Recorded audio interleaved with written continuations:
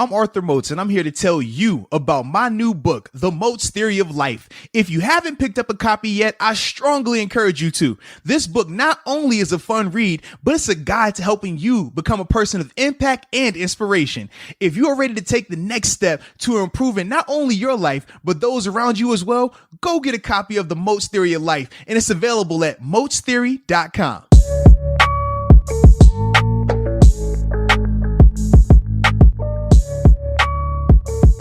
What's up? What's up? It's the Arthur Moats Experience with Deke. I'm Arthur Moats, and that's my main man, Deke. What's up, bro? Man, we had football last night, broski. And we got football this weekend. We got basketball this weekend. We got NASCAR this weekend, man. I am in sports heaven. I've been looking forward to get into Friday because last night, for example, man, when the game came on, it just felt good. Like I had finished all my work, all my recording and stuff since obviously the season's here now. So we got a lot more going on. But I was able to just kick back, watch the game. And I said, oh, at the little wine. We had some festivities. Yeah, I don't want to classify what it was, but yeah, we were in an inebriated state, to say the least. And once we get done with this today, I won't be back in that state all weekend and just enjoying sports, man. I'm being sports heaven. I've cleared my schedule. You know how it is, man. When you go on vacation, you come back, everything is double, triple booked. Yeah, so this is the You want to make sure day. this weekend's good. Absolutely. I said, man, I'm not doing anything this weekend. I'm watching football and NASCAR and basketball. Don't talk to me. Don't text me. Don't even look at me the wrong way. That's just the vibe I'm on right now. Can I text you some hot takes? No. You listen. When I say don't text me, I'm talking about 97% of the people that are on my phone. You're a part of the 3% that's allowed to text me, all right? It's a small group. You got a couple group texts. Well, actually, one main group text that can hit me up. Like I said, them, you, obviously wifey, but she need me. I'm right there next to her. And then immediate family. Couple of business endeavors and things like that, but other than that, don't even think about me this weekend. I'm chilling. I might give you a post on social media, let you know I'm watching the game. Other than that, don't talk to me. Don't even DM me. I ain't gonna answer. I'm just letting you know now. It is a good vibe weekend here. It's coming up on fall. Mm-hmm. Leaves are falling a little bit. Perfect the air's weather getting right a little now. brisk. Yeah. Perfect weather right now, man. Yeah, there we go. Back to the whole weather thing. I love it, bro. I love it. But it is. I mean, it goes hand in hand with football. It's something to definitely comment about and I really appreciate. Yes, indeed, man. So like I said, I'm enjoying life. That's why I'm happy right now. And man, just thinking about the game last night, dude, it was fun, man. I thoroughly enjoyed it. Obviously, I feel like we got to talk about some of the stuff that happened. Obviously, national anthem and the moment of unity and stuff like that, how that was booed. Very unacceptable, man. Not really proud of that. But, when we transition and actually think about just the game itself, man, I thought it was a really good product. I was a little surprised because I assumed that the lack of preseason, lack of OTAs and stuff like that, it would be a little bit more sloppy and stuff. But with both of those teams, man, shout out to Bill O'Brien, shout out to Andy Reid. They had both of those teams prepared and it was just good football. I got to see, Clyde Edwards-Helaire, man, he looked really good. Holy cow, he looked really good. I was thinking back to whenever we were saying, what's a running back the Steelers should draft? You were on point, dude. You said Edwards-Helaire. Good. Man, he looked good. Like, it's scary to think the Chiefs' offense got better, but they legit got better, man. His impact, both in the running game and the passing game, they haven't seen that. I mean, Kareem Hunt gave you some of it, but he still wasn't as explosive as Clyde is. And yeah, watching him last night, it was beautiful, man. Like, I just enjoyed that.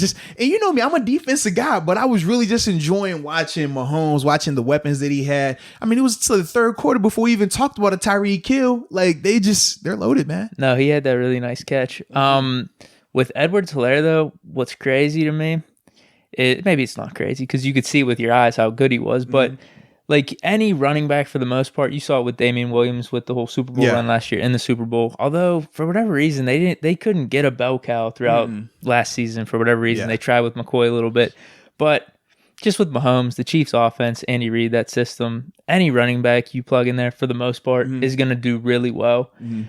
So it's not surprising that he did well last night because he's going to have the whole backfield to himself. But what was crazy is that you could tell even outside of that, because I think he got there was a stat that showed up. It was every time they had 6 or less players in the box, he definitely took advantage. So that's a product of the Chiefs system, you would say.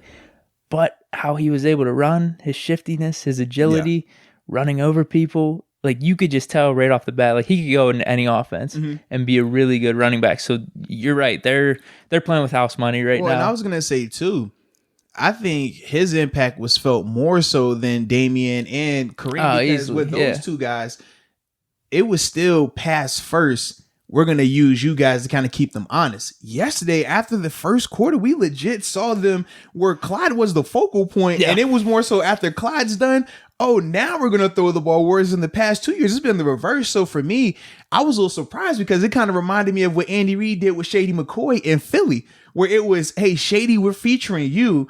And then off of your work, we're going to hit Deshaun Jackson. We're going to hit Jeremy Maclin and all these other guys. So for me, I was like, dude, that's scary when you can say, hey, Mahomes, you don't got to throw the ball 40 times tonight. No. We're going to hand this ball. We're going to make sure you get all the touches you need. Dude, what's wild, though, is whenever I looked at Mahomes' stats at the end of the game, I thought he dominated. I thought just the whole Chiefs offense. Because he was clean, yeah. It was just so seamless and effortless. I'm like, dude, Mahomes is getting everything that he wants in terms of passing. And then I look at the stats, 211 yards. Chill. It was a chill night for him, man. And but it still felt dominant. it still felt like he dominated. He had the 3 touchdowns. But what's crazy is when one got called back, remember the I think it was the first one, they ended up saying that wasn't a touchdown. It wasn't. It wasn't. Do you agree? Because like as soon as I saw it, I'm like, dude, that's not a touchdown. He didn't complete the catch. I know there's a whole thing with that rule right now where they flipped it where the Jesse James catch would count now. Yeah. But I think in either world that catch wouldn't have counted. It just didn't look right. For me, man, I don't get tied up in it was it a catch, was it not a catch, man. I just thought either way, it was still a good it was on the money throw. It was a really good play by the defender. Yeah, good comeback play by him. Yeah. But dude, Mahomes, I know you said not throw for 40 attempts with Mahomes, but he's still 32 for 211. It was just like but it was the dink and dunk. It wasn't. He was picking his pieces, man. I mean, it did feel. I don't want to say Brady-esque, but it was that. It was methodical. It felt that seamless where every time they had the ball, I really felt like they were going to score. And let me clarify too. When I talk about a guy throwing the ball 40 times, less about the attempts, more about the downfield attack. Like in the past, Mahomes would have thrown for 32 passing attempts. They were going to be 15, 20 yard plus throws. This we saw a lot of. All right, Clyde, swing out the backfield. I'm going to hit it to you right now. You go to work. Oh, okay, I'm going to hit this guy coming across the middle. Like, it wasn't the traditional just bombs away taking shots the whole time. That's what I'm saying, like, in terms of 100%. They don't have to play that style. I mean, they're more than capable of doing it with the weapons they have, but they don't have to do that. They can legit ride on Clyde because, man, he looked good. Anytime he got the ball in his hands, he just looks explosive, twitchy, shifty. Like, it's crazy, man. Yeah, he's going to be a top 5 back this year. Now, if you want to say he is top 5, like you can maybe plug in 5 other backs to Kansas City and they can have similar production or do just as well. But dude, he's going to have stats galore this year. Oh yeah, as long as he stays healthy, he keeps going like that. Like, so whoever picked him in fantasy, no nothing. No, that's the wild part. Nuts. Like what? Because like I know, especially from a fantasy standpoint, Edwards-Helaire was going to be a really good pick just because Chiefs offense and all that type of stuff. But you still didn't see it completely. He's a rookie. Not to that extent, yeah. But yeah, just to come out hot like that, whoever picked him in fantasy, he maybe could have been the number 1 pick if you would have known what he was going to. Yeah, exactly. Yeah. So kudos to everyone that's got him in fantasy. Absolutely. And then the Chiefs getting him in the last round of the draft, picking him above some of the people, like running backs that had him ranked. It was plenty of those running backs ahead of Edwards-Helaire. Plenty of running backs were available at the time that from a just NFL scouting standpoint, other guys had these guys ahead of them, but man, that's the perfect fit for what they're trying to accomplish, man. So I like that a lot. Definitely like that. Any takes on the Texans here? They look bad. No, well, I put it like this, man. I thought at times the offense looked early on at with the David Johnson at the beginning, they looked like they were moving. I just think they felt the lack of receivers, man. Brandon Cooks really didn't show up. Will Fuller had, I want to say he had one drop. I know he had that one like back shoulder hit him right in the chest. It was right at the beginning. Yeah. So that was my thing. I just felt like they missed the DeAndre Hopkins a lot more than they expected. And also I do think that the lack of continuity that the Texans had as a whole affected them in a big way. And that's why I think like the teams, we talked about this, the teams that have been together, the Chiefs, man, they returned 20 of 22 starters. And one of the guys that replaced the starter was an upgrade with Clyde Edwards-Helaire. So when I look at the Chiefs and why I felt they played a lot smoother on offense and defense, because those guys have been together. They know each other. Whereas when we're talking about the Texans, we know that's a team that at critical positions, they got new people there. So I think it's just going to take them time for those guys to come up with an identity. They don't know who their number one receiver is right now. I mean, on paper it was supposed to be Brandon Cooks, but he really didn't show that. And those are going to be some of the issues, especially early on until they can figure that out. On paper, their receivers actually aren't that bad. They're not, right? They're not. I guess but it's they don't just have a lot of time together, though. That's the right. problem. No. Yeah, so I guess it might just take time. I was thinking this today. I mean, I don't think yesterday is really going to flip the switch on your opinion of the Chiefs or the Texans. I think Texans, are they going to be 9-7? Could they also be like 7-9 and just miss the playoffs? I think that's probable. Yeah. Chiefs were expecting 12 or 13 wins and then winning the AFC West. I don't really see any difference from what happened yesterday. Although, just the Chiefs knocking whatever rust maybe anyone thought they would have off right off. They look great, man. Well, but I will say this, man. They did have some flaws. Obviously, Mahomes missed a couple of throws and stuff like that. But I just think they just looked like they were further along this process. Typically, like we talked about, you have your 4 preseason games, so you got a time to work out the kinks. You got a time to see some of these plays. Right now, they were just seeing them on the fly, live action. And if you're a team that's dealing with a lot of transition, a lot of roster turnover, that's going to be difficult for you. Whereas with the Chiefs, because those guys have been together, they came off of a Super Bowl run, so they played a lot longer than anyone else. Yeah. And then, like I said, man, you only replaced 2 starters, and with one of the guys who was a major upgrade, yeah, they just look like the more comfortable team out there. So I think, honestly, these first couple of weeks, the teams that have been together longer, that don't have a new head coach, that don't have major turnover at key positions, I think they're going to be a lot more successful early on. I think that's just how it is right now, man. Interesting. Yeah. Well, I guess we'll get to this because we're going to have season projections and stuff, but for whatever reason, I think really highly of Brady. I think they're going to just be seamless with just kind of like the Chiefs, although I could be wrong with that. Maybe it's just me thinking Brady fixes everything. Yeah, that's you thinking, because I look at this matchup for the Bucs is going to be similar to what the Texans and it just had to do with the Chiefs, because who they open up with? The Saints. The Saints have been together for a minute. Yeah. All their pieces are there. They didn't lose. What did they lose? You tell me what pieces they lost that they didn't upgrade. I just think of that Brady magic. I guess. So Brady got magic and Breeze don't. That's all I'm saying, man. Breeze got a little bit. He's got a little bit. I'm looking at the Bucs and I'm saying, man, Leonard Fournette just got there. That's going to take time to get up to speed. Kamara's been there. He's ready to go, and he's getting a new deal done. So you got the Saints. Yeah. All right. Yeah, well, I guess we weren't supposed to talk about that, but anyway. Any trust me, we can go down the list of matchups, man. The teams that have a whole bunch of turnover, where there's new coaches, where there's new personnel, they're gonna feel that early on, man. All right, I like it. That's something to look out for. We'll see. Absolutely, man. But what was your thoughts too, man? A little bit about the whole moment of unity at the beginning, man. We saw where fans were like booing and stuff, man. It was kind of crazy. Yeah, it's just a little disappointing. I don't see anything wrong with it. Unity. I mean, it kind of speaks for itself. It wasn't during the national anthem. It wasn't during the black anthem or the regular anthem or whatever else you wanted to have out there. It was just 30 seconds. I guess, like I said, just a little disappointing. I don't think there was a reason to boo. I think everyone that was doing the unity thing is just trying to be positive, unite, unity, all those type of things. So, hey, you do what you got to do, man. Like that's what the players thought was appropriate at the time, and I don't know why the booing had to happen. I agree, especially when you think about like 9/11, where everybody's talking about unity and coming together. Remember this, and don't worry about your color. Like, we're all here together. We're Americans. But then just last night, we got the guys up here doing the exact same thing, coming together, showing unity, and all of a sudden that's a boo. Stick to sports. We don't want to hear this. You make too much money. Why would you can't relate to this? I mean, when did that become a thing where if you got money, you're not supposed to care about the people that don't? I mean, isn't that why people always reach out to those with money, those who are in abundance, and ask for donations? They ask for them to help out these organizations, help out the less fortunate. But when it comes to this particular situation, now all of a sudden it's, you can't relate to that. What are you talking about? You make too much money to understand poverty. You make too much money to understand police brutality. Like, it just doesn't make sense. But I think the biggest thing, man, from last night, the thing that I thought was the people that were booing the moment of unity, the people that were, were on social media, stick to sports and all this other nonsense. It just shows that it was never political. It was never about the flag. It was never about anything that they tried to say it was about. And it's just strictly that these people do not care. They don't want things to change. That's the take that I got from it, man, because there was zero about guys locking arms for 30 seconds that was negative. It had nothing to do with anything negative. Didn't have anything to do with a national anthem. It was clearly after all of that. It didn't bother the game time, nothing. and you find something wrong with that, like that says a lot about you, and that lets me know that people really don't want to change. But we never gonna get discouraged, baby. We gonna keep stumping on them until they get right, one way or another, baby. Yeah, I was gonna say, like, if you just took a picture of that moment and take a video of that moment, like no context and everything, I mean, it's pretty cool. Absolutely.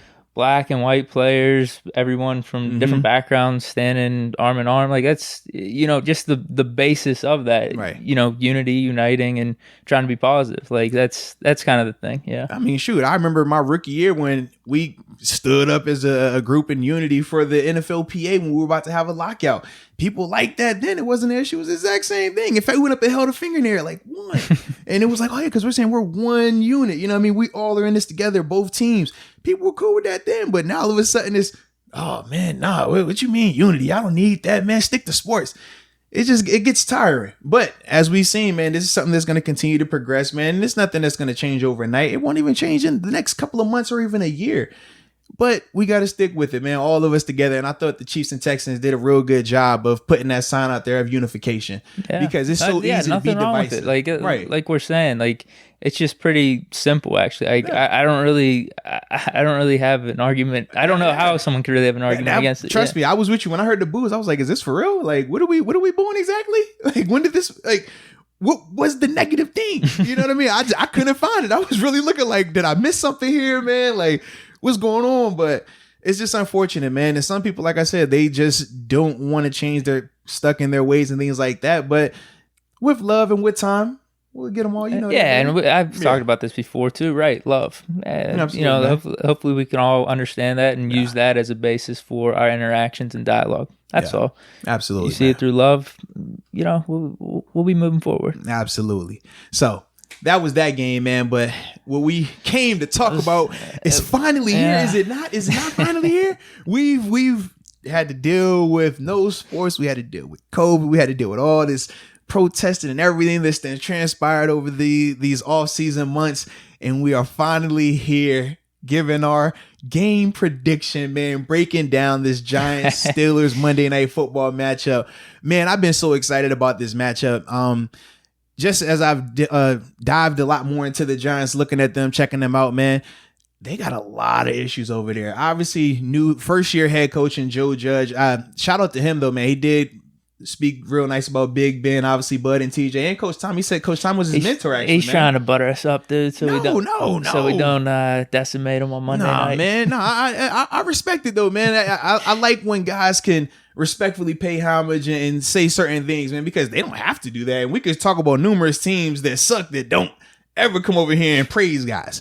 And I've been a part of some of them teams too. Trust me. But for me, man, I thought that was pretty cool, man. But when I look at Joe Judge, when I look at the amount of turnover they had on their coaching staff, along with some of the new pieces and the pieces that have left that Giants roster, man, I just see them having a very, very tough time. For me, man, the biggest thing is the group, the continuity. We talked about it with the Texans, and even with the Texans, they were still a group that has been together in terms of Bill O'Brien, Deshaun Watson, JJ Watt, some of those guys. With the Giants, they really don't have those pieces like that. Daniel Jones is still very young. Saquon is very young. Those are pretty much the only two on offense with crazy experience. You got Golden Tate, but he's definitely on the back end of this thing now, man. And on defense, outside of Jabril Peppers, especially in the secondary, they don't really have a lot. Their front seven, they got some, I mean, from an edge rush standpoint, Marcus Golden had 10 sacks last year, but it was more scheme than necessarily his ability. And then the two other linebackers, they have one had 4 sacks, one had 4.5. They really don't present a lot of challenges, though, man. Nope. And that's my thing, man. When I was looking, I'm just like, I don't really see, and just to give context, like when I watch the film on these guys, I'm always looking for, okay, how would this team lose, or how would this team beat the Steelers? Like, what would they have to do? There's only one way. And what's that meant for you? It's just Barkley going off somehow, but I don't know how that's going to happen. Their line's not that good. The rest of their offense isn't that good. So I'm not going to say not that good. We both think that Daniel Jones is going to, ascend into a pretty good player. And with Thomas, I mean, he was a high draft pick, but we don't really know what he's going to do. Well, and their receivers aren't bad either. Like, they have probably, you would say, number 2 or 3 receivers on most teams. like they don't have a bona fide number one. But here's the thing. Evan Ingram, he's I mean, as a tight end, but he can't stay healthy. But right now he's healthy. But what I mean is like going up against our defense is really good, man. And like I just don't think their talent overall on offense is going to cut it. It's just going to have to be Barkley going off somehow. Which, like you said, if you ask the question, how does that happen? How do they win? I just don't know how that happens. One guy like that going to be able to take over against our defense, who's just sound all the way around. So for me, I looked at it like this. I said it's two dudes that present challenges, and if they were able to exploit them and really highlight those matchups, they could present challenges. But I personally, with Jason Garrett, we know the success he had in Dallas, but this team doesn't have the same type of weapons as Dallas had. So when I looked at the two guys, I said Saquon Barkley and Evan Ingram, and I said the way that they could cause some challenges is if they're able, if both of those guys are able to isolate Devin Bush and Vince Williams, because we know Vince is going to play a lot. So if they're able to create matchups where it's either Evan Ingram or Saquon, and you're highlighting him against Vince, that could potentially force the Steelers to have to play a smaller style of defense. Meaning you go with the Marcus Allen, the inside linebacker, where he's listed as like the number 2 guy right now. If they get a scenario where Vince is struggling from a passing standpoint, and now you have to play small ball with Marcus, well, now you run into the Le'Veon Bell issue, what the Steelers would do in terms of, all right, you can run it. Right. If you play big, we're going to spread you out. If you play small, we're going to run it. That's the only challenge I can see, the only from the Giants offense standpoint that could really present some issues. But for me, man, I'm the way I can see it happening, honestly, I don't think that if Evan Ingram is having success early against a guy like Vince, I see it as an easy move where they're either putting Edmonds or Minka and making them have to really isolate on him. And I think that's the alternative. That's kind of how I would say, all right, if they do this, this is what I see the Steelers' response being. Who do you think, because in Madden, I've been playing some Ultimate Team. I'm serious, dude. Edmonds, there's this card on Ultimate Team where you could put him in at linebacker alongside Devin Bush in like a dime package or something like that. So my question to you is, who would you rather have on the field? Would you rather have Sean Davis or Allen playing that middle linebacker? Like Sean Davis playing safety and then move Edmonds up to middle linebacker, or just Allen in that linebacker spot? Personally, if it's pass situations, you could go ahead and put Marcus Allen there. But if it's run situation, I don't want any of those guys there because that's not what they specialize. Oh, no, 100%, 100%. Yeah, and for me, when I look at Edmonds and Minka, I don't want to move either one of them, especially Edmonds. The issue that happened with Sean Davis and his development, we moved him around too much. Remember, he started as a nickel corner. Then he went to strong safety. Then he went to free safety. And then he never really got a chance to just stick at one position. You would just put him at safety, though, when he came out. You would move Edmonds up, right? But this is the thing. So I'm talking about Sean Davis, right? Now, if you start doing that with Edmonds, you're going to have two guys in the exact same situation. If you bring in Sean Davis as a safety, now you put Edmonds at linebacker. Dude, Edmonds plays good in Madden, though, that middle linebacker. This ain't Madden, baby. No different where, when Shazier was playing, you could put Shazier at safety and he was going to be dope at safety. Shazier won't play safety in real life. Like, what? You ask, man, it's all fun and games until you try to turn them hips 20 yards downfield. That guy running 4-2 at you. Game changer. It sounds good in theory, man, but that's why... And that's why I always laugh with Madden. It's like 1 minute we want to talk Madden, and the next minute we're complaining about the ratings in Madden. Like, you can't mess with them dudes in the box, man. But for me, I would go Marcus Allen just because he's been practicing there. Yeah. They got him on the depth chart there. Yeah, since training camp, I think like the second or third week of training camp, they started having him solely working at inside linebacker, which I thought was smart because Ulysses Gilbert, he's still young. He's still trying to learn. And we know as far as intangibles, he has speed, he has that and things like that, but he hasn't been asked to do this whole coverage predominantly thing, whereas Marcus Allen, he has safety background, so they've been a lot more comfortable in coverage because they do it a lot more. So I just think it's an easier transition for him to play inside. But like I said, that's past situations, because when it's starting to run the ball, you're gonna get a situation like when Morgan Burnett, when he was like, I don't want to play in the box, because that's a different ball game. You talk about a safety 200 pounds having to take on guards and tackles and pullers. That ain't for everyone. It's linebackers in the league that don't want to do that, man. So that's my only concern with that. But the biggest thing, man, I think Devin Bush is gonna ultimately answer a lot of those questions for us. If he's able to win enough against Saquon, then everything else takes care of itself. Because I don't think Evan Ingram has enough by himself to have it. Like we talk about Saquon, Well, I'm to sure. like take over. I'm sure they would have someone highlighting, like if Vince Williams is on Ingram or something like that. Wouldn't we bring like Edmonds or Minka down in the box a little bit, or just kind of overshadow him just in case? Yeah, we're gonna. I'm from my perspective, I think they're gonna do stuff like that. They're definitely not. But for me, honestly, I can just see a scenario where early on, like I said, if Vince gets caught 1 or 2 times early on, then they start saying, okay, we'll commit to the small ball, but then you're going to rely a lot more on your D line. And that's why I think the biggest difference is I think it's going to be simply just bringing in Allen, though. Absolutely. Yeah. You just bring in Allen, and then from there, you just rely on your D line dominating that offensive line, which it should. I mean, when you look at the tackles, you look at the guards, they just don't have the personnel that can match up with Bud, TJ, Tuitt, Cam, Tyson when you're in base. They just don't have the dogs for that. And that's why for me, I'm like, even if, okay, 1 or 2 you hit, I just see the D-line dominating this game, man. No, 100%. Now, do we want to flip it to our offense versus their definitely. defense? Now, do we want to ask the same question then? Like, how could they win this matchup? How could this matchup lead to them winning? Because I mean, let's just be straight up. It could just be rust where our offense isn't completely there. I don't think it's going to happen. I think we're going to be fine. And even if that does happen, the Giants defense isn't that good just all around. This is my rushing thing. And in pass coverage. So I was going to say, although they did bring in some cornerbacks. Yeah. Well, this is my thing. Their secondary has struggled. I don't think their secondary can match it with the Steelers at all. But like I said, they do have a 10-sack guy on the roster. They do have 2 other guys who had, like I said, 5 sacks. You still got Dexter Lawrence in the interior. So my thing is this. The only way I see them giving our offense challenges is if they dominate our offensive line, which at the time, let's be real, Matt Filer is a new left guard, Zach Banner's new right tackle, David DeCastro hasn't been practicing. So you, I think was he rolled out or no? I would have to check. I haven't had a chance to It's not looking promising. But you could potentially have 3 new starting offensive linemen. That's my concern. 3 new offensive linemen versus the Giants defense that their front 7, they don't have the bona fide, oh, this guy scares you, but schematically they move those guys a lot and find different ways to have them be successful. And the DC, I'm drawing a blank on his name, he was in Miami, but he was also the D lines coach there as well. So there is a little bit of continuity in that element of it.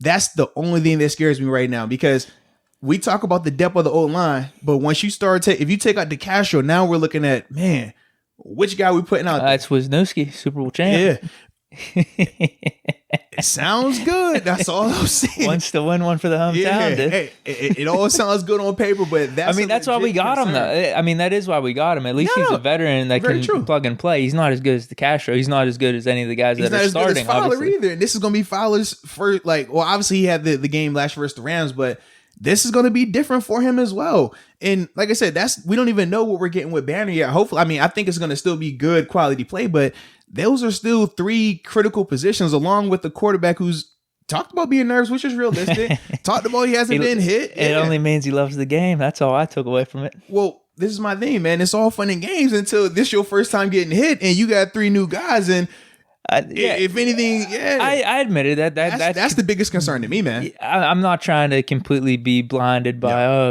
rust can't happen, because Ben said it himself. So I've taken Ben at the things that he said, and although he might be just being humble here, See, you're worried about rust for Ben. I'm not worried about Ben or the receivers or the tight ends. I'm strictly talking about the 5 offensive linemen, because the last time we saw them last year, they were already looking kind of bad. We talked about they took a step back, and now opening game, you potentially gonna have 3 new starters on that line.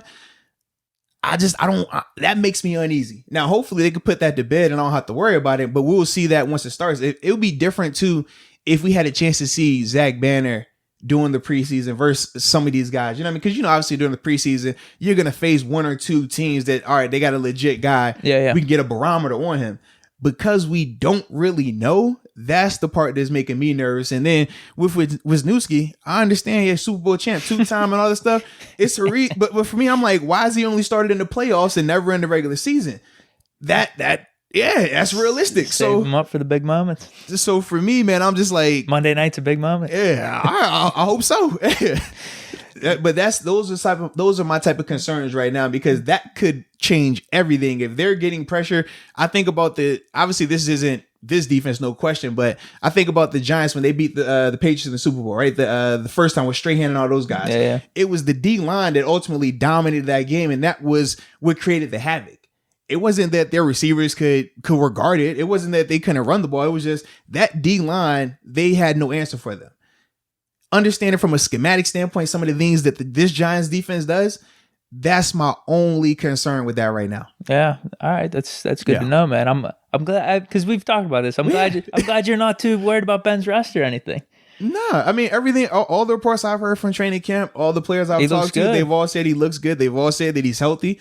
So for me, I'm like, hey, we're going to find out. I believe it. I'm taking it for his word, though. That's why I'm not worried about the rust. I'm more worried about the protection of it. Because if you can't protect him, I don't care how good you are. Ben's not the guy who's getting rid of the ball in 2 seconds. We know that. So that could be a challenge. That could be some real life issues right there. So we saw Deshaun Watson last night. Deshaun ain't had rush like that, but he was under pressure a lot. And they had him running for his life a lot. And that changed how good he looked. So for me, that's the same type of concept. I'm just like, if it's going to look like that, that could be a legit issue. I don't think it will get to that, but that makes me a little concerned. Dude, you just gave me an out then, I think. If things don't go our way, I could blame the line. I blame the line. You're funny. No, but no, honestly, like I said, if you're gonna play out a scenario where, all right, we lose this offensive matchup versus their defense and it ends up losing the game, that's the only thing that I was thinking in my mind. I don't think it's gonna happen. I think Ben's gonna come out and be just fine, and I think our receivers, we're gonna be four deep. We got Ebron coming in, dude. I like our chances. I guess if anything, maybe you sound more concerned about Ben than anything else, man. I'm a little surprised by you. Oh no, I'm not, dude. Why are you so nervous? No. He might be a little rusty, but I think he's gonna be good. Well, like he's trying to talk yourself into this thing, man. What? He said it, so I just don't want to. I don't want to completely discredit that. Although at the same time, like I said, he might just be being humble. That's all. As long as he's healthy, that's all that matters. It's never a rust or skill issue with Ben. It's a health issue. If that happens, it will only be a drive or two because he'll be right back into the groove and 3 touchdowns or something like that tomorrow. I think 250. Hey man, whatever you say. You said Mahomes looked great. How much did he throw for? What did he say? Yeah, 211 and 3 touchdowns. That's all. It's about eye test too. It doesn't have to be completely about gaudy yards or anything. You said the 253 touchdowns. You said that. I ain't say that. I know. That's what I'm thinking. 253 touchdowns. I think there's been reports about Claypool, stepping up. And then let me guess. Game over. You over here, Super Bowl champs, man. MVP, regular season. Offensive. He's going to take a clean sweep. MVP, Offensive Player of the Year, Comeback Player of the Year. He getting the ball. I got you. That's before the game. I don't need the game to tell me that. I think he's gonna be fine, man. And I know I said off the cuff. Do we want to just get into our predictions then after breaking this down? Because I know I said off the cuff, like, man, we're going to blow them out. Remember I said that last podcast. But I really do think we're going to win by double digits, at least, for everything we just talked about. I mean, I think we have the advantage basically everywhere outside of, Saquon Barkley or Evan Ingram, like you said. But we're so sound on defense all around. We'll be able to take care of that. And I believe, here, let me put this into perspective. If we had the same exact offense that we had last year coming into this game, I think it would be a legitimate conversation of, all right, could we win this, right? Now we have Ben. Now we drafted Claypool. We got Connor being healthy. Like you brought up the line though. I guess that could be a concern, but I think we'll be all right. I ain't even ask you. Are you worried about this being a Tomlin game though? Because they're so favorite. No, I'm serious. That's a legit thing. We've seen it. We could go down the list of the different games where they were heavily favored versus a team that they had. Are we that favorite? I didn't even check. Check the lines. Yes. What is it? Is it a touchdown? I gotta look. I just had this thing on my. You want me to look? Yeah, but that's the thing. I'm like, could this be one of those scenarios where because it's a new head coach, that they're coming off of a 4-12 season and all these other things where the Steelers could potentially be sleeping on them? No, we'll be fine, dude. We said that before. You said it in Oakland 2 years ago. We said, we could, dude, Baltimore Ravens last game of the year with RG3. You saw how that turned out. The Jets game on the road. No, I don't think anyone thought we were gonna blow them. The Ravens not blow them, bro. When they had their back, when they said RG3, I don't know if we were favored in that game. We all said we were gonna win. We all thought the Steelers were gonna win that game. Did you really feel that though? No, stop it. We talked about how they had to win that game and the game prior to that versus the Jets. Remember, we said, man, those are 2 games that we thought they should win because number 1, the Ravens were playing their backups, had nothing to play for, and number 2, the Jets just didn't have the talent. And we saw how both of them games turned out. 6 points. Yeah. 6 points. Which is a lot in the NFL. We know that. Usually the spreads are a lot less than that, man. Well, this game is different than any of those games because those games happen after we go on like a winning streak or something. I think there's a lot of pressure on us opening day, game You one. think it's Monday pressure on the Steelers? Monday Night Football out in New York. You making up? Yeah, that's fairy tale, man. Dude, What pressure do they have if they go out there and suck? Oh, if Ben plays bad, it's because I missed the whole year and I'm recovering. It's the offensive line. No, but seriously. They don't have any pressure this game. If they play bad in any way, shape, or form, they could blame the offseason. They could blame, oh man, Ben just coming back. He's a little rusty. Oh, defensively, we haven't had the opportunity to get game reps. Yeah, all the excuses are built in. I get that. But you know the other thing? Y'all had a chance to prepare for us because y'all knew our scheme. We've had the same scheme for the past couple of years, offensively and defensively. Right now, with the Giants, we've seen that they run multiple on defense. That's what they say, multiple. That could be 3-4, 4-3, bare front, pressure. We don't know what they're not going to know that until they get into the stadium. And then for the Giants offense, they say they're watching Jason Garrett Cowboys tape, but let's be real. You can watch it. I've done it before as well, man, in terms of, this is a new coach.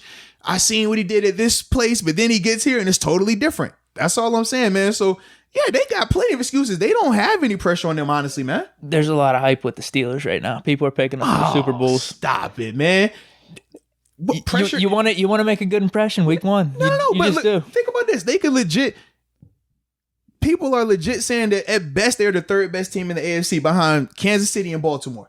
So they have no pressure. The only people that are saying Super Bowl are Pittsburgh people. Every once in a while, man, I saw a couple national media guys. So you get a couple of national guys. Steelers, Bucks is the hot pick. But the majority are saying the Chiefs because of them bringing 20 of 22 starters back and they upgraded their running back. The majority of people are saying the Chiefs. And then you still got people, like I said, within the division saying Baltimore over Pittsburgh, or it's a coin flip between the two. Yeah. So there really is no pressure in this matchup for the Steelers. It's not like in the past where you had the killer bees and you got all this and, it's clear cut, they're the favorite. That's not the case. It's not. I feel that way, though. Maybe it's me putting the pressure on. That's because you keep telling all these stories to yourself, man. And now you're over here a little nervous like, hey, maybe we do got a lot of pressure. Like, pressure? What? Zero pressure. Because if the Steelers don't win the Super Bowl this year, us in Pittsburgh will be hurt. We're like, dang, man, we feel like this is a good opportunity. But if the Chiefs were to win it, 99% of the people are not going to be surprised by that. If Baltimore were to win it, we would hate it, but people overall wouldn't be surprised by that. That's all I'm saying. Whereas in the past, it was okay. Yeah, but I think it's clear cut. I'm thinking in the AFC. I think it's those three teams, though, it is. like above everyone else, and we're in that mix. So it would be. But I feel like we are, but only Pittsburgh and maybe, like I said, a couple national people put us above them. Our defense is that good, though, man. And we went 8-8 with Duck Hodges and Mason last year. That's what I mean. Like it sounds good, man. We're definitely high on this year, especially with Claypool coming in, all the weapons. People still have Kansas City and Baltimore. The majority of the people have had those two teams ahead of the Steelers. That's all I'm saying. Which you could think that for sure, but it goes back to what I was saying. Mm-hmm. I think it's those three. It is those three, but I think it's levels to those three. I don't think the Steelers, and like I said, this isn't my personal opinions, but just in general, the general consensus is Pittsburgh is in that top three, but it's those two, and we're the bottom three of that. I guess that's why I think we got the pressure, though. I look at it, you're playing that house money because they're not saying that you're in the same tier of Baltimore and Kansas City. Even though we feel that we are, they, as a national standpoint or just a majority standpoint, they're not viewing Pittsburgh like that. I mean, we talked about, if you said it'd been a top 10 quarterback, it's people that don't even think he's a top 10 quarterback. Which is crazy. But when you really break it down, it's not crazy with him coming off of an injury. That's all I'm saying. So the pressure that you talking about, man, I think that's that you created, man. Arm's better than ever. Yeah. I am creating some of the pressure. And he's created it as well by saying arm better than ever. Because now if it comes out and looks bad, now we're like, whoa. If he would have just said, I mean, it's cool. You know, I'm kind of going. It feels good. No pain. Da da da da. Low sell, high payout. Then that's different. He gave us the Rex Ryan. Best I felt since I've been in the league. Like, whoa. You know what? No, if anything, that's the Rex Ryan move, man. No. It tells me that he's been humble and not bragging that he's been injured this whole time and still winning championships, still putting up awesome seasons and leading the team throughout this whole time. Now he's just getting a little bit more social media friendly. He's getting more friendly to the internet and wanted to share a little more. That's all. I think that was just transparency, if anything. Hey, you can spin it how you want to spin it. It's a reason why you feel pressure right now because you and Ben are like, y'all are like Ace Boone Coon, 2 peas in a pod, macaroni and cheese. Well, here's the thing. I have been hyping us up for sure. Although you said 16-0, so you might have a little bit more. But the way I look at it is totally different than how you look at it. And I think everybody knows that too. You talking about 13-3, everybody knows no. Deke means 100 and up. As long as Ben, I'm telling you, on a game by game basis, I'm gonna pick us every game as long as Ben's the quarterback. The one time I didn't pick us last year was against the Rams. We had Rudolph. I just didn't have a good feeling that game. But I'm telling you, throughout my whole life, anytime Ben is the quarterback, I do feel like we're gonna win. So yeah, I'm gonna pick it game by game. But if we're looking bird's eye view, 13-3. That's a little safe call there. Hey man, whatever you say, baby. Whatever makes you sleep at night, man. But here's the thing. It's just that there's been so much hype coming into this year, especially with with the weird offseason. And I just feel like we got to win game one here. I need that coming in on Monday. You need that. You definitely need that. Because I know you can't wait to pump your chest and you're going to be heavy on the social media, got all this other stuff playing. I know how you roll. I need it. For me, I don't see it like that. For me, I definitely think they are going to win Monday, but it would not surprise me if they didn't. And that's my only thing with it. And I don't think that's going to change my feelings on them overall and the success that I think they're going to have, especially postseason wise. That doesn't change anything for me. But I could just see a scenario because this offseason has been wacky. It's been a lot that's been going on. And especially the O-line, that's the biggest concern. And we know if you can't protect the quarterback, we know how bad that can get. It doesn't matter how skilled you are. That can get real gory real quick. But other than that, this is a game the Steelers should win. I think they will win it and everything will be fine. But I just don't think it is as easy or how we're trying to make it sound at some point. But I definitely don't think it's any pressure on the Steelers in this game, man. I think this is probably going to be their least amount of pressure for a game. Because after this Monday night, if they come out and look great, think about what that's going to be for the rest of the year, the expectation. If Ben comes out, like you say, 3 touchdowns, 250, that's going to change everything. The reason why it's low expectations is because people are still on the fence about Ben's elbow. People are still kind of like, well, he's been saying this, but Phillip Rivers has been saying he's great too. Phillip Rivers has been saying he's healthy. And it's kind of like, who do you want to believe? You can believe him if you want to believe him, but until we get a chance to see them, it's still the unknown. Whereas once Monday happens, all the unknown goes out the window. If Ben arm look crazy, if Ben looks great, laser accuracy, cannon, I need it. That will put the Steelers in a whole nother vein in terms of pressure, in terms of expectation. That changes. If the Texans would have went out last night and dominated the Chiefs, I'm fine with that because I think we're going to live up to it. It's just this week one thing. I just need it, dude. I just need it. You know what I mean? If we do come out, I just want to win because I don't like when we lose. I feel like it sucks on the show when we lose, man. Oh, it definitely does. If we come out guns blazing though and go off, I just feel like this is going to be what's more to come. Like I really do feel like we'll be living up to the expectations, especially if we do it in week one. So I'm good with that for sure. I just want us to win bad. I need the scenario. I need to puff my chest, like you said. I just need it. I just see the scenario where they come out, light it up, and then we get back on this. Oh, we're going to average 30 a game. Remember the Killer Bees? That's what the talk was, and it never happened. But you set this expectation and it never came to fruition. That's my only concern. We were close, but it wasn't 30 a game. And it was some games where it didn't even hit like we needed it to hit. Ben got hurt a little bit. I don't want to hear none of that, man. He was out with 4 games that one year. I don't want to hear none of that. So that's the only thing with that. So that's why I just feel like if they do go out there and they just steamroll them, which they do have the potential to do. Like I said, double digits. I'm feeling double digits. They definitely can get after them, and I think they will. But just know, like, that's going to change going forward. After that, then you're going to be talking about every week where they're the favorite or is heavily favorite. Now you start talking about pressure because now you got to perform on that level week in and week out. Our defense is that good, dude. And I think we're playing with house money with the offense. Just it's going to be much better than it was last year. So I'm feeling good. I'm definitely feeling good. Like I said, I hope it works out for you, man. I'm definitely feeling good. Do you have a score prediction? Because I'm saying, I do, yeah, man. I'm saying 27-13. I had 27-10 for mine. Yeah, there we go. I'm thinking, 13-7 first half, and then they only score like what I say. I said 13 for them, so they kick 2 field goals second half. Man, maybe they score a touchdown and miss an extra point. Maybe they do that. But yeah, then we're gonna score 2 touchdowns second half. Ben's gonna close it out for us. Okay, cool.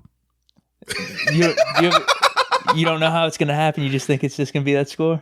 No, I mean, it's going to be 27-10. I don't got the particulars. I think Ben's going to throw for a couple of touchdowns. I know I've seen people thinking that because of Derek White and he's healthy, they're going to run the ball a lot. I don't see that at all. I don't see them packing the box. I don't see Derek White seeing a lot of time on offense.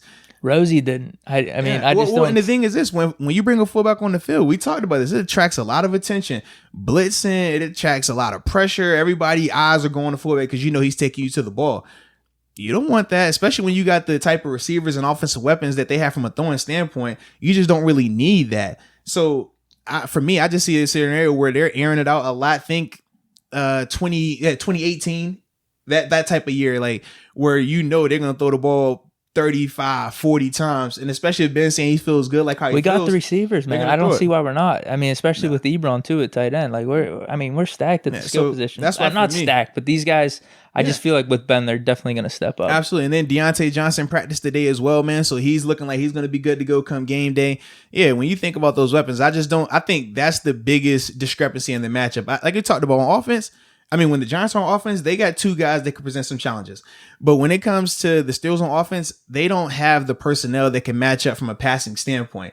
And we know you can be doing great against the run, 2 quarters playing great, Ben hits you with a dagger twice, and that changes the whole outlook of the game. I see that scenario happening. I see it where literally they might not be moving the ball like they want to, especially if DeCastro's not out there from a running game standpoint. They're going to definitely feel that. But I just see a scenario where they're still able to hit 2 or 3 daggers, and that just kind of changes where you're talking about, well, we played well, but we're still down 2 scores. We played well, but they got 20-something points on the board because those deep passes. That's the part that they just don't have an answer for.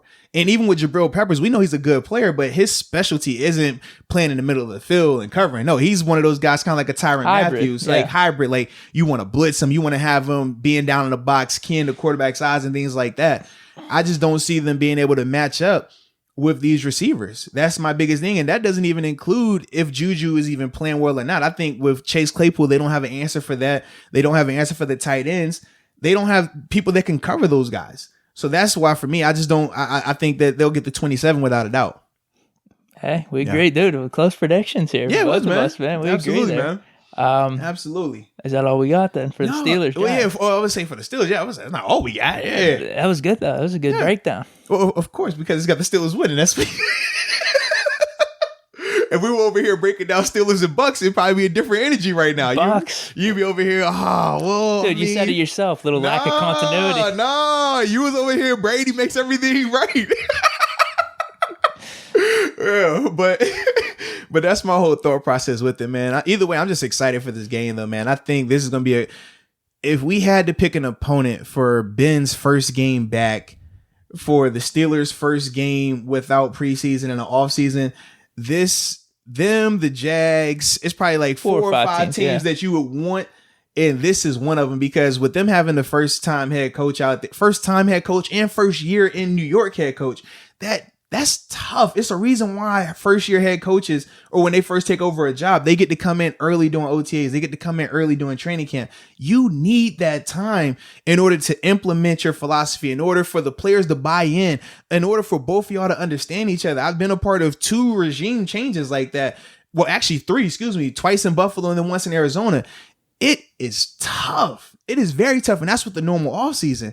So when you factor in the lack of normalcy in this year, it just doesn't point to a good scenario for the Giants, especially early on. If we're talking late in the year where they've had time to work together and learn each other, get some of the kinks out, that's different. But with this particular game, the Steelers, they're not going to have the same issues, the same lack of understanding. Coach Tomlin knows everybody on offense and defense. He knows these guys. They know him. The coordinators, Keith Butler, Randy Fichtner, they've been there for numerous years. They all know each other. So the biggest thing they're going to have to deal with is, okay, opening drive or opening quarter, what are they running on offense? Opening quarter, what are they running on defense? And then they catch up with it, and then it's over. Then that whole element of surprise, it disappears, and now you're stuck. So that's why for me, I just like, this is the perfect scenario for the Steelers, man, because yeah, if you want to talk about that first game coming back, getting them jitters out, I'm a little nervous. You can be nervous against the Giants and make a couple errors early on. And hey, they don't have the firepower. If Ben comes out and throws 2 picks early on, it doesn't discourage me, because I know second half, they don't have the dogs to make that, to capitalize on it. If we're playing the Chiefs, if it was the Saints, if it was the Bucks, like we can go down the list of other teams that, opening game, if you get behind early, this could be challenging. The Giants, they're not that type of team. They're just not. No, I like you bringing all that stuff up. Makes me feel even better. Jeez. So what do we got now? Now we got to do our season our season award predictions, man.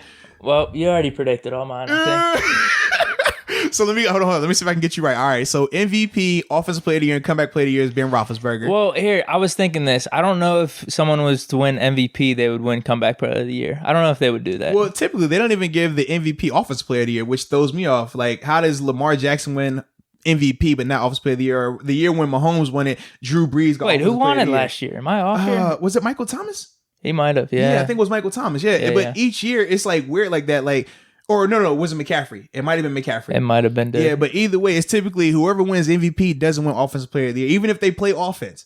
And that's the part that always throws me off. So for me, I'm like, all right, this guy will probably win this award, but he can't. They're not going to give him that one, which makes zero sense. Like if Ben, for example, won MVP, then he should be the Offensive Player of the Year. He should be the Comeback Player of the Year. It should be like pretty simple. On video games, they do it like that. But when it comes to the voting in real life, it makes zero sense to me, man. Because I was gonna say I'll give him MVP and Offensive Player of the Year. Now, like I said, I don't know if you're winning those two, they're just gonna give you comeback. Because I think Cam's gonna have a good year. But I might as well just do the clean sweep, huh? I mean, you want to? I do. So you know what I am. I just don't know if they're gonna do that. Like if Cam has a good year, but Ben got the MVP, I think they'll share the love a little bit. Okay. But you know what? Ben will deserve that Comeback Player of the Year if he gets MVP. So clean sweep across the board. Clean sweep. All right.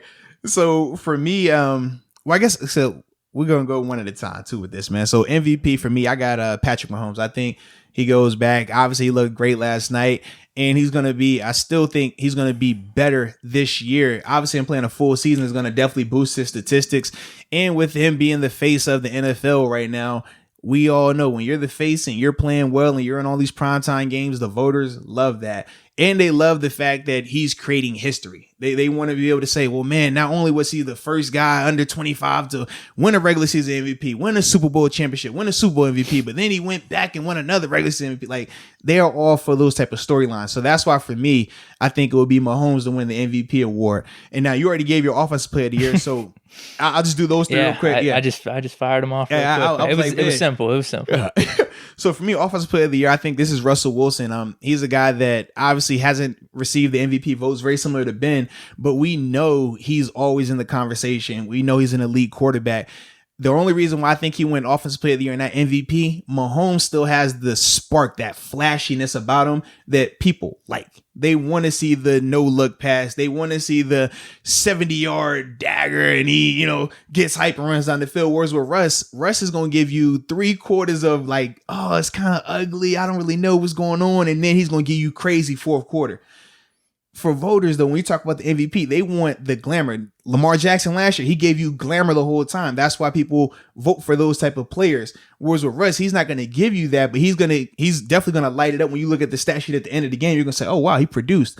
So that's why I think he'll be the Offensive Player of the Year. And then, do you have a skill position guy you're looking out for? Like, is maybe like a runner up? Because like we said, like if Mike Thomas won it last year, how many times has it happened before? Running backs won, or like Adrian Peterson. For me, I'm looking at McCaffrey. I think the type of season he had last year with Kyle Allen as his quarterback, when you bring in Teddy Two Gloves, Teddy Bridgewater, I just personally think that that's going to help him out a lot because Teddy is a more valuable passing option. He's more of a proven commodity at quarterback than Kyle Allen was. So I just think that that's going to take some of that pressure off of McCaffrey and it'll open up some stuff for him. Yeah, I think him or Mike Thomas, like they're going to put up stats. Well, because Mike Thomas super volume guy. He's going to be 130 catches.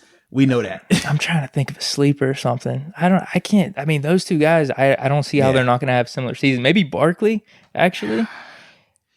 The only thing, Barkley's not a bad pick. He's not. I just feel like overall, though, he's still going to be capped just because of in the NFC East, they're not the team that you're going to be talking about. You're not. I mean, even though he's playing in New York, it's just different. Even think about the year he had last year. He was still very productive last year. But McCaffrey, his numbers were just Barkley was hurt a little bit too. Yeah, and if you taken Barkley's numbers over the course of 16, it still wouldn't have touched McCaffrey's. And I just think that's the difference, man. I think some of the defenses that Saquon is going to be facing is going to be a lot more challenging than McCaffrey. And I think with McCaffrey too, just because of his style of play, he's not as because with Saquon, he's not a big guy, but he's bulkier. You know what I mean? Like he's still more of a power guy. Whereas McCaffrey, he's just lightning. And we know with lightning, like, it doesn't matter what's around you. Like, you're making people miss. That's why I think, like, for him, he just has the nod in that vein.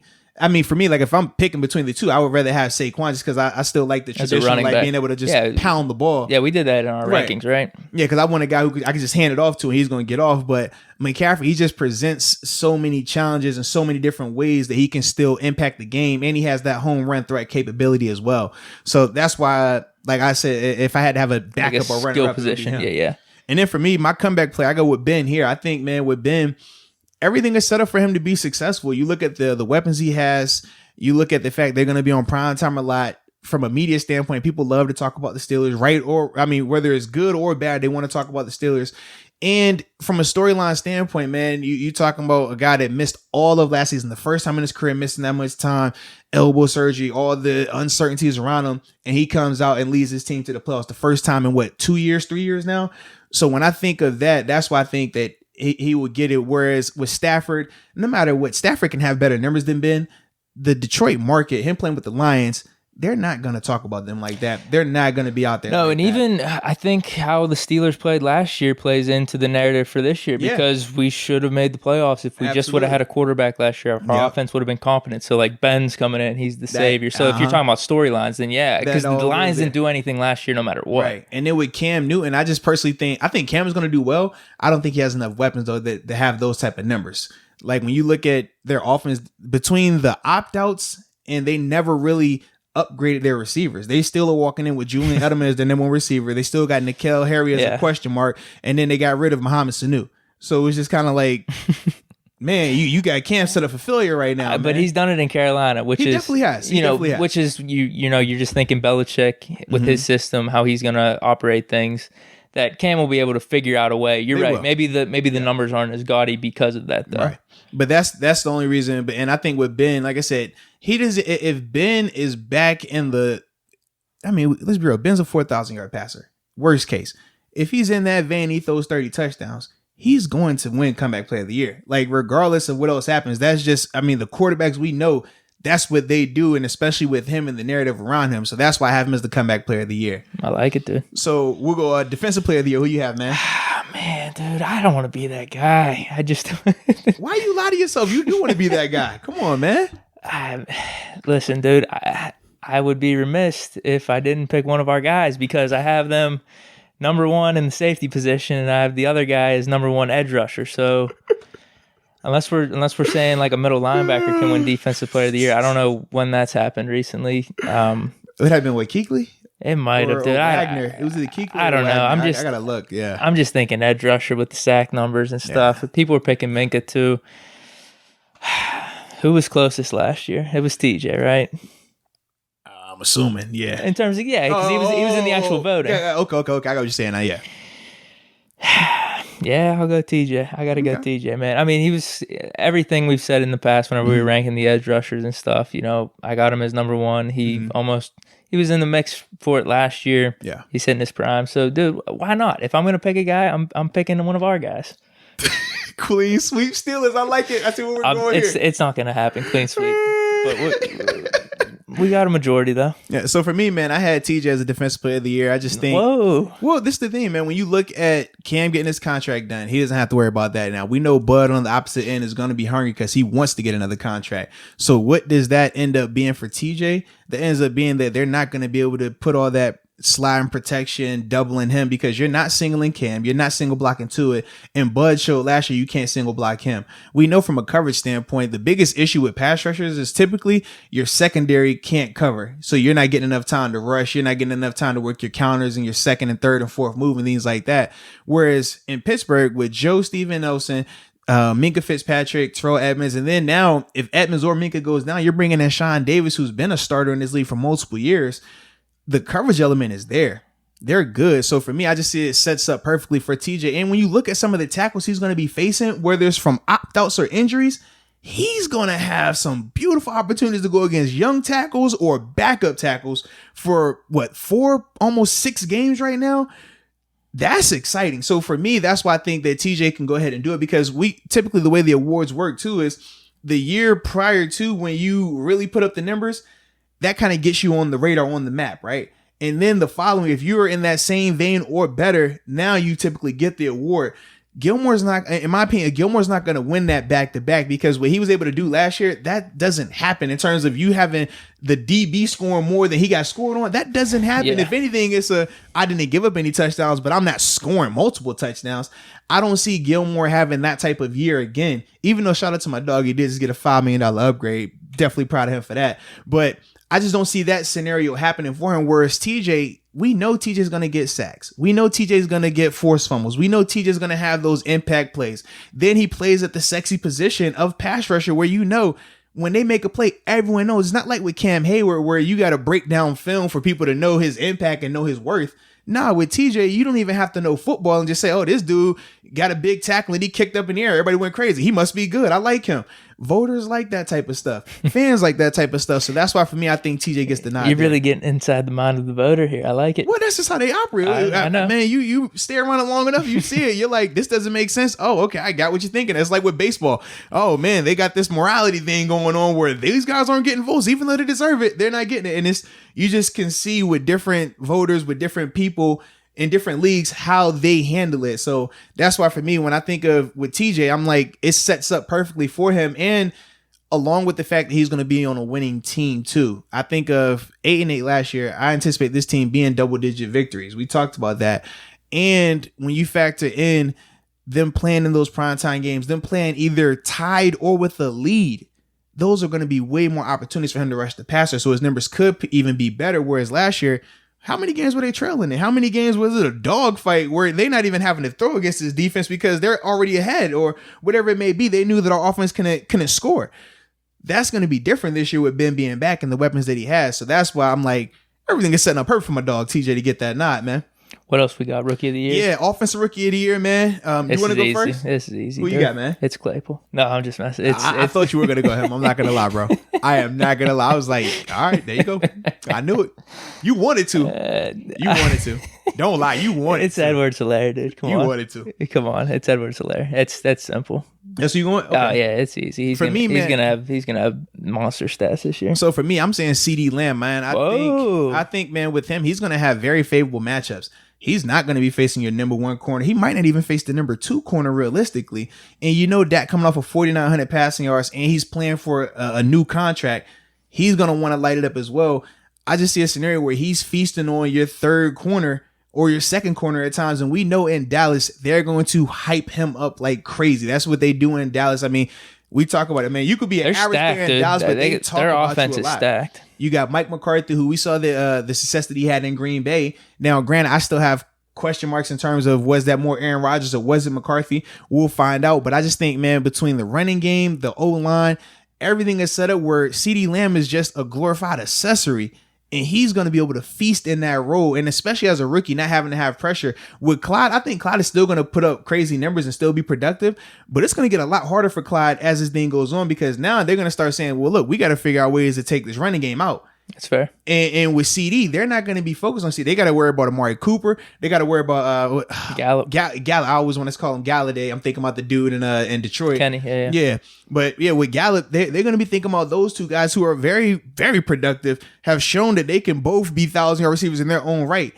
That means CD is going to be having, imagine if we're having our number one or potentially a number one style player, number one style receiver on a third corner, fourth corner, like, yeah, that guy should dominate that matchup a lot of the times. So that's why I think for CD, man, it just sets up perfect where he can be that dark horse candidate, but really put up numbers in because he's in a big market. If he was playing anywhere, if he's playing in New England, if he's playing in Tampa, it's like they're going to talk about them places, but it's not like a Dallas market. We know when it comes to national fan base, when it comes to national attention, Dallas is up there with the best of them.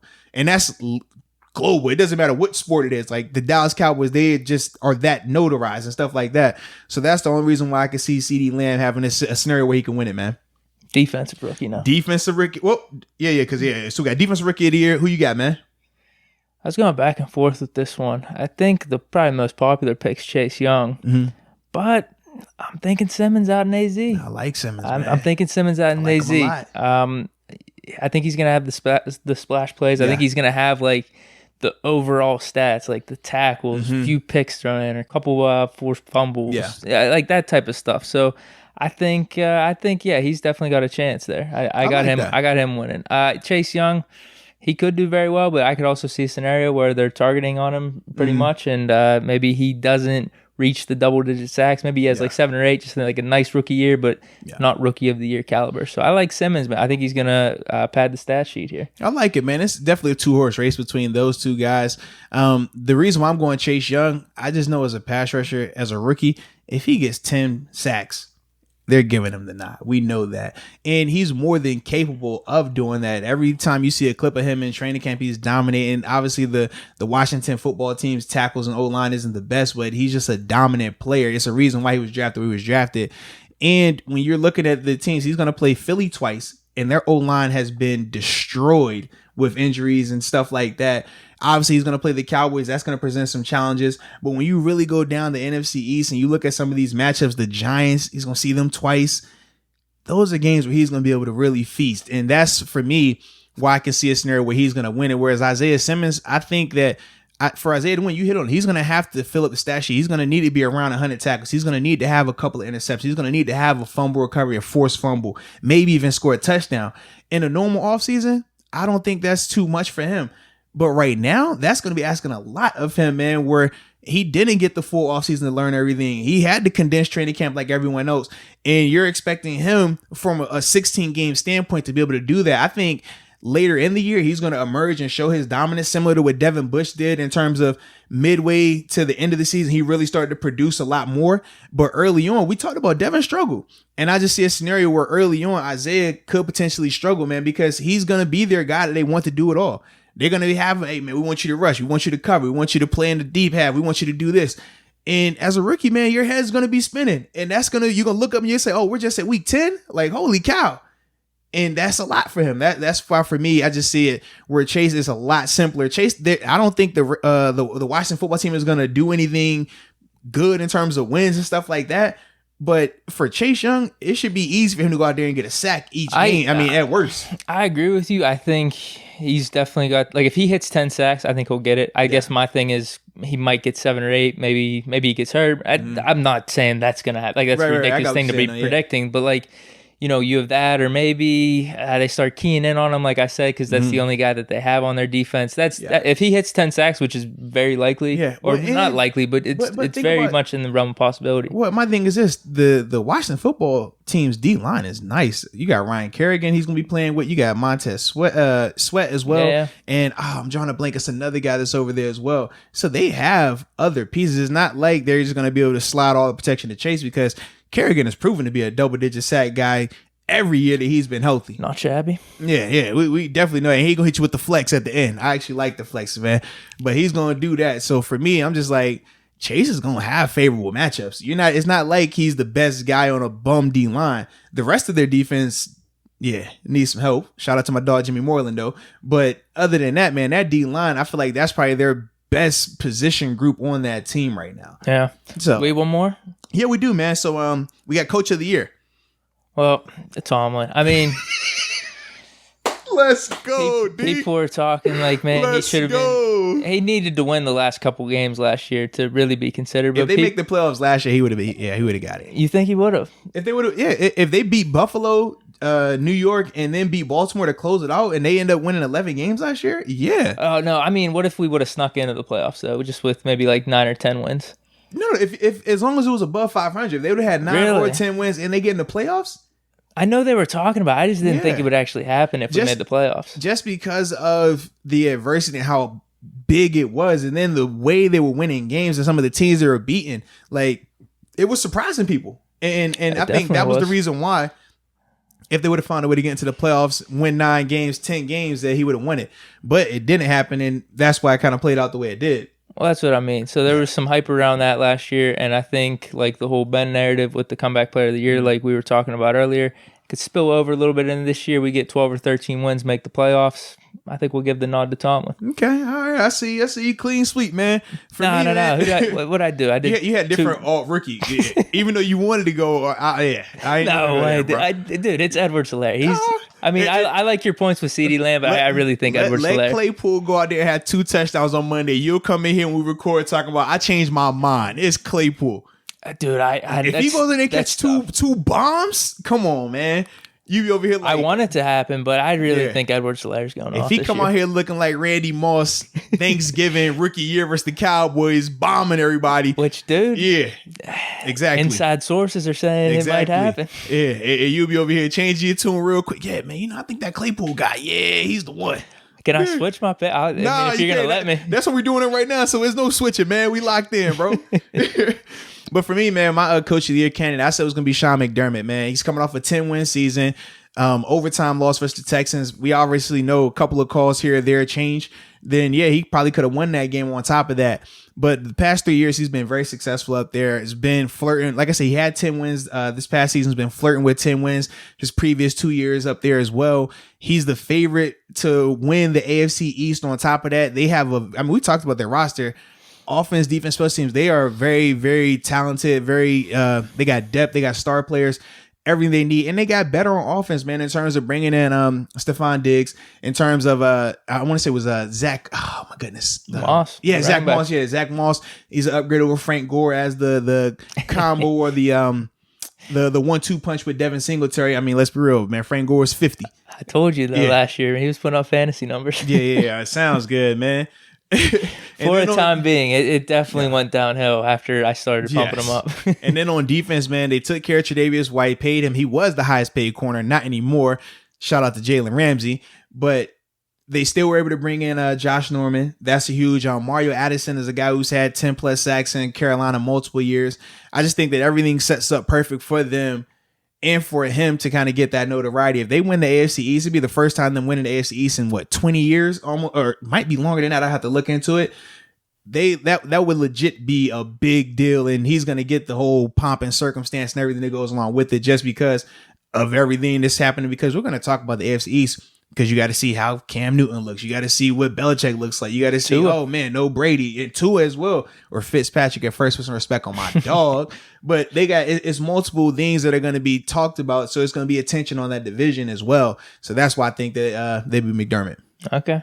Yeah, understood. Man. Did I don't think we texted about this or thought about doing this. Did we want to do like standings real quick in terms of who we think will win each division? Like who's gonna make the playoffs? Like what's seeding and then like Super Bowl prediction. Did we talk about that, or do you want to just? No, we didn't. But what we could do, I was gonna suggest this if it'd be like too much on the spot. We could just text back and forth, and then I can make a post on it or something like that. Instead of talking about it, it's your call. I was gonna say we could do that, or that's probably gonna be the best. Yeah.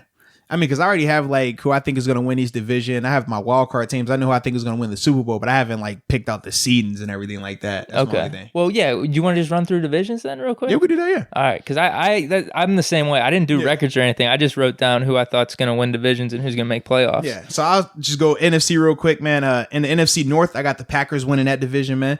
I think that they have the most complete roster, the most healthy roster. I know the Vikings with Daniel Hunter being out for a little while. Obviously, they lose Diggs, but they bring in Justin Simmons. I just don't think that they're going to have enough to keep with the Packers right now, man. So that's why I got them winning the NFC North. Do you want to say your NFC North team? Or you want me to I agree. I got Packers. Okay. We'll just go back and forth real quick. Then NFC East, man, I got the Dallas Cowboys, man. I just think I agree. Super talented, healthy. Everybody else is beat up or sucks. Yeah, so I agree with you, Cowboys. NFC South, I got the Saints, man. Yeah, man. Veterans, man. They've been together. I think Brady and them are definitely going to make noise, but I just don't think that I think they're gonna struggle early on. And with the Saints, they're not coming slow out the gate. I think that we've seen the Saints, man, how many times in the past 4 years, man, they're consistently in that conversation of having the best record in the NFL, like consistently. And those core guys are still there. Whereas it's gonna take time for Brady and those guys to get up to speed. It's gonna take time for Leonard Fournette to get up to speed. It's going to take time for that O-line to prove itself as well. We know that's still a big concern, man. So that's why for me, I got the Saints winning the NFC South. I got Bucks. I think they're too stacked, and Brady. I mean, Saints are in the wild card for me though, for sure. They're definitely making the playoffs. And then NFC West, man, I went with the Niners, man. I just think they are their more complete team. I know the Seahawks are really good with Russell. Rams. Even though I'm hearing Cam Akers looks good. He looks good. Yeah. I need to see it first. With the Niners, worst case, I know what they are. They got better this year. They got a great defense, man. Dude, and they upgraded majorly at left tackle, bringing in Trent Williams as well. They take care of Raheem Mostert. The biggest question mark with them, obviously their receivers have been kind of beat up, but they don't feature their receivers. Wide receiver number 1 for them is George Kittle. That's what they took care of him. So for me, man, I just think that they get the job done out there in the NFC West. Seahawks, Russell Wilson. Mm-hmm. I'm contemplating 49ers wild card. I said in the past Super Bowl hangover, but you're right, man. Their team is too good. So I'll think about that when we get to wild card. But I got Seahawks winning. There, okay. I know the consistency there. There could be an argument for the 49ers with the Super Bowl hangover thing, even though their team, you're right, like hasn't really taken a downturn or anything. But we've seen it happen with us. Like even the Steelers, like we win the Super Bowl, we haven't lost anything, but for whatever reason, we're like 8-8 the next year or whatever. So who was the quarterback then? Dude, I just think our defense was off. I think, I think Ben was hurt when that happened. I'm messing with you, man. It's all good. Ben was hurt when that happened. I need to look into that. But it's all good. Sometimes ref make bad calls and stuff. That's what it was. I got you. It's all love, man. Some weird stuff happens, and that could happen to the 49ers. I got you. All right, so now in the AFC, I got for the AFC West, no brainers, the Chiefs right here. Wait, did you go? Oh, yeah, you did all NFC. Okay. Yeah. Gotcha. So AFC West, I got the Chiefs winning this, man. They don't really have any competition in that division, man. Let's be real. The Chiefs are the favorite. They're the front runners. They're stacked. We saw what they looked like last night. Yeah. Yeah, easily. Chiefs. Yep. Yeah. AFC South, man, I got the Titans. I think that they got better, obviously, bringing in Jadeveon Clowney. Offensively, they took care of Derrick Henry, paid him, so now they don't have to worry about a snap count with him. They don't have to worry about him trying to protect himself for a long-term deal. They're literally going to run him into the ground. Think Le'Veon Bell style here in Pittsburgh. He's going to be the guy that gets all the touch. You still got A.J. Brown. Obviously, they took care of Tannehill as well.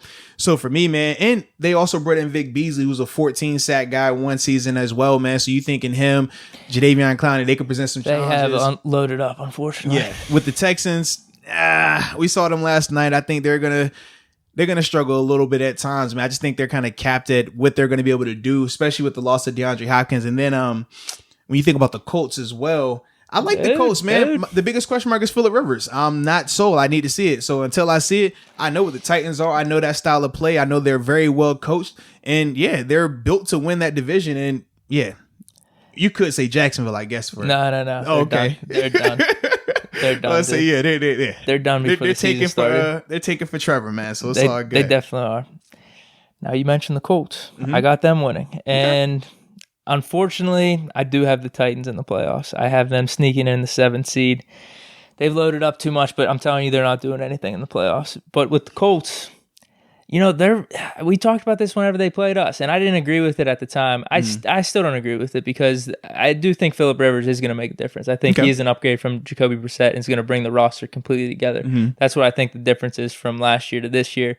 And Vinatieri isn't back. Am I right or wrong on that? I'd have to look. I haven't even checked, man. Dude, because he killed them last year. So if they just have a new kicker who can make some of those kicks, that's a few wins right there. So I got them winning the AFC South. Okay. I think Phillip Rivers will make the difference. I see them 10-6. I see Titans at 9-7, sneaking in on that 7th seed. Sounds good. And then AFC East, man. Obviously, I go with the Buffalo Bills here. They're the favorites in that division. We talked about their roster. I know. Their roster is a top 10 roster. I mean, you could make a case for them to be even higher than that. They're loaded. And outside of New England, I don't really see a lot of competition. I don't think the Jets, especially with Jamal Adams being gone, especially with CJ Mosley being gone, I don't think they have enough to compete with them. No. When you talk about the Dolphins, they're going to be in transition. At some point throughout the season, they're going to switch from Fitzpatrick to Tua. Anytime you start switching quarterbacks during the season, it's going to be wacky. And I just think with New England, I think they're still going to be good, but they're not going to be like how everybody thinks early on. I think that's going to be the difference. Whereas Buffalo, they're coming out the gate. I think they're good to go. They've been together for a couple of years now. They don't have to worry about learning each other. It's no uncertainties with their players. You pretty much know. I'm talking from a health standpoint. You pretty much know what you're getting with these guys. Whereas with Cam right now, we're hoping he's healthy. We're hoping that these receivers can get open. We're hoping that they can protect him. But when you go down a list of everybody that's opted out in New England, that roster does not look good right now. So that's why I got the Bills winning the AFC East. And despite all that, I do have the Pats winning the AFC East just because of Cam and Belichick. Belichick's got something up his sleeve. So that's all. And with the Bills, I do have them in the playoffs, so I'm not going to write them off completely. I just think a lot of pressure. We've talked about this off the mic. Bills fans and just the Bills, I guess, atmosphere, community, fan base, all this type of stuff. They feel a little snake bitten, a little cursed sometimes, and I don't know if they're gonna completely get past this year. I know the talent, and that's why I haven't made the playoffs. I think the talent's gonna win out, but they might struggle throughout the season, have some ups and downs. Whereas Belichick, I'm just betting on Belichick. Like you said with the Saints, or like some of the like with Phillip Rivers, you got to see it. I got to see them upseat the Patriots. That's all. I know Brady's not there. That's kind of what I'm hanging my hat on. You make all the good points. Like they do probably have the best roster in the AFC easily. Hey, trust me, man. You ain't got to sell it to me. I know. What's the last team? Yeah, Steelers. AFC North, man. I got the Steelers winning the division. I think it's going to be obviously a 2-horse race between them and Baltimore. Obviously, I think the Browns, depending on what Baker does, he can make it interesting. But I think it's going to come down to Steelers and Ravens. The reason I have the Steelers is because of the loss of Earl Thomas. I think that's going to be felt a lot more than in Baltimore than they're trying to make it sound. Similar last year when AB was gone, we tried to hype it up of, oh yeah, man, we don't need AB. We're good. We got this. Hey, he's going to step up. They're trying to do the same thing right now with Deshaun Elliott and Chuck Clark. Nothing against those guys, but they're later round guys. They haven't had a lot of NFL experience nor a lot of NFL productivity. And we know even with Earl declining last year, he still was a top tier or in the conversation for one of the top safety spots and things like that. I think they're going to feel that a lot. And that's at a critical position. You can lose a front seven guy, a linebacker, a D lineman, an outside guy, and the new guy could come in. He might play bad. He might have a mistake. It's not going to cost you a touchdown. If a safety messes up, we saw how Terrell Edmonds and Cameron Kelly opening game last year versus the Patriots, where one miscommunication is a touchdown. We had Philip Dorsett out there looking like he was about to be a Hall of Famer, all because of miscommunication on the back end. That's one of the most critical positions, and you don't want to have young guys that don't have a lot of experience there, because regardless of what they're gifted with athletically, it's just certain plays that they haven't seen from a football standpoint. There's certain route concepts, there's certain ways that you can attack young safeties that don't have a lot of experience. And I think that they're going to feel that in a major way. And they don't have the bona fide edge guys to offset it. In Pittsburgh, we got guys that if Minka were to go down, okay, with that front, with those guys that are rushing, TJ Budd and all those guys, they can create enough havoc to make up for the lack in the back end. Pernell McPhee is not that type of edge rusher. When you look at Matt Judon, even though he had the sacks that he had, he's not just put him out there and he's going to dominate a left tackle. No, he's going to, it's a scheme with him and it's coverage sacks with him. He's not that type of just bona fide guy. Now, interior, you bring in Calais Campbell, Derek Wolf, they can create some pressure and they're going to definitely help out a ton in terms of generating sacks and stuff like that. But ultimately, I don't think that they're going to have enough to make up for the back end and how they're lacking in that regard. So that's why I got the Steelers winning that. I like all your points. Steelers, here we go. And then for NFC for the wild card, so for my 3 NFC wild card teams, I got the Seahawks, Bucks, and I got the Vikings as the last team in, man.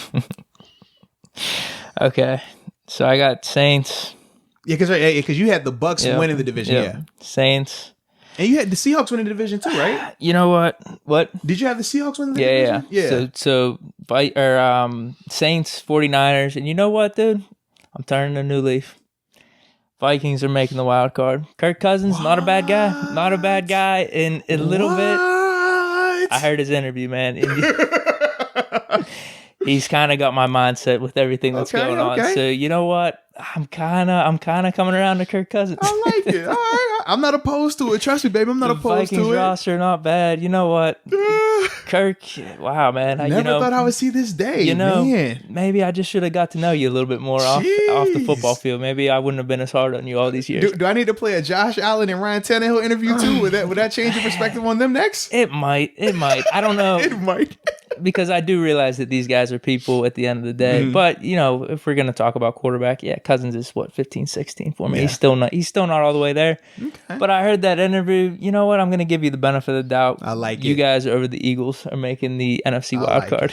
I like it. And then for my AFC wild card teams, I got the Ravens, got the Patriots, and I got the Colts as the last team in, man. Okay. Actually, we got all the same teams then. I have Bills, because you Bills, Ravens, Colts and Titans though, because you got Colts winning the division, Titans making Bills, Ravens, Titans as my wild card then for the AFC as well. So, dude, we have all the exact same teams, man. We actually do, just flipping the division winners. Correct. I like it, man. This is different from last year. We had some poor takes. I know I had some cool takes. I picked the Jags to make the playoffs You last did. year. I think I picked the Falcons going to the NFC Championship. I think you did too, man. It's cool.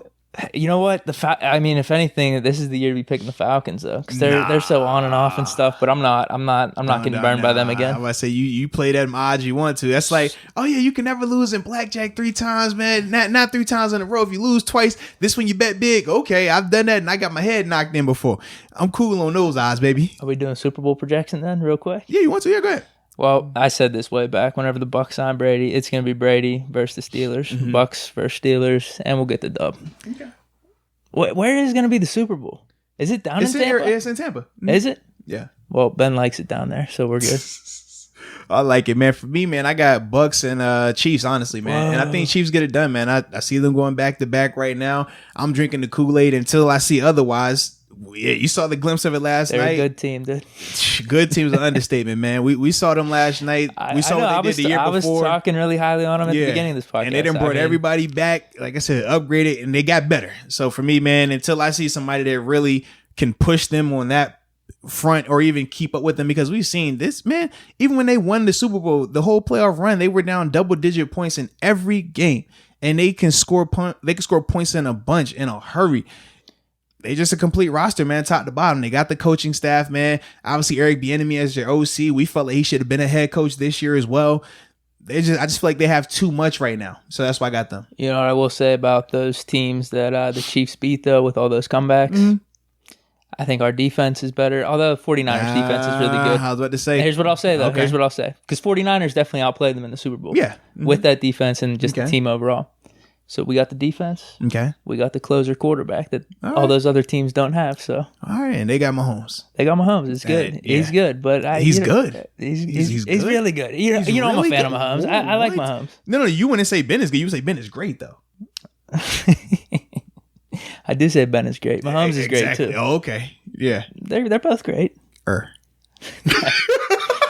Nope, not happening. Right, not happening. Cool, the Steelers, Bucks. All right. Ben game-winning drive. All right. A la Super Bowl 43. Okay. Although I'm trying to think how this one would end. Not in the back of the end zone like Holmes. We need something else, man. You know what? No. Let Ben scramble and score so that we can guarantee the MVP. Because if he throws it, they'll probably give it to the receiver. I was gonna say maybe like a scramble in the backfield, getting sacked, and like little pitch out to Connor at the 5-yard line. Be careful with that, man. If he does this, we're gonna be throwing a lot that game. I think Connor will have like 60 yards and a touchdown. It won't be. Ben will have like 287 and 3 touchdowns. I mean, because you told me that San Antonio numbers weren't even crazy like that, right? In that Super Bowl. He had over 100. No, they were really good. He had over 100 yards. But from my understanding, it should have been Ben. That's the way you tell it to me. Well, yeah, that last drive, I don't think.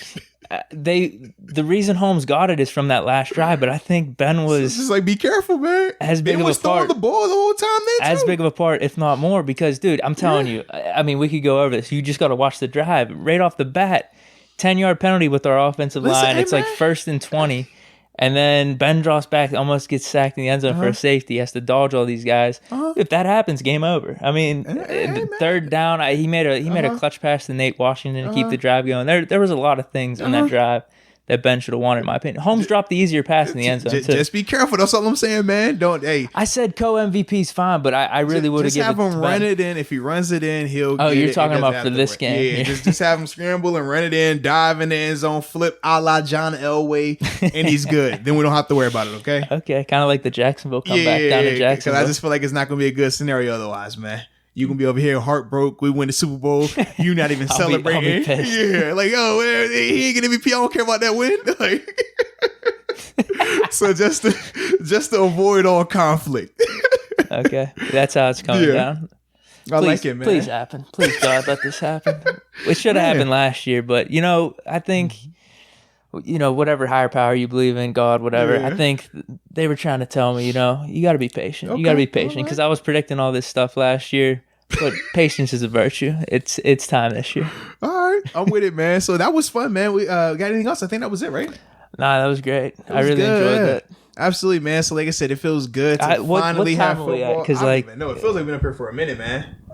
What is it? 1:20 something. Okay. An hour 20 something. I thought it was gonna be a little longer. I felt like it was longer, man. I thought it flowed so much. Yeah. But either way, man, it was smooth, good, man. Trust me, the people are going to enjoy it, man. Shout out to everybody that's been tuning in. Shout out to everybody that's been subscribing.